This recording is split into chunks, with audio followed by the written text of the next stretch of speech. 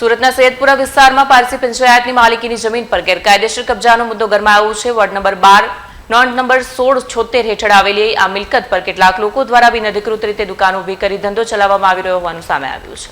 સુરતના સૈયદપુરા વિસ્તારમાં પારસી પંચાયતની માલિકીની જમીન પર ગેરકાયદેસર કબજાનો મુદ્દો ગરમાયો છે। પ્રાથમિક તપાસમાં ખુલ્યું છે કે ભૂપેન્દ્ર નામનો વ્યક્તિ આ જમીન પર દબાણ કરી ગેરકાયદેસર રીતે દર મહિને ભાડું વસૂલી રહ્યો છે। આથી ટ્રસ્ટની મિલકતમાંથી ગેરકાયદેસર રીતે આવક મેળવી નફાખોરી કરવામાં આવી રહી છે।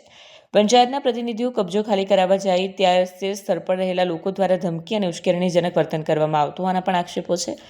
વિસ્તારમાં સતરવાળી દુકાનો બનાવી બાકીની જમીન પર પણ દબાણ વધતું જતું હોવાનો ગંભીર મુદ્દો ઊભો થયો છે। પારસી પંચાયત દ્વારા સત્તાવાર રીતે એસઓજી પોલીસ અને લાલગેટ પોલીસને લેખિત અરજી કરી તાત્કાલિક તપાસ અને કાર્યવાહી કરવાની માંગ કરવામાં આવી છે।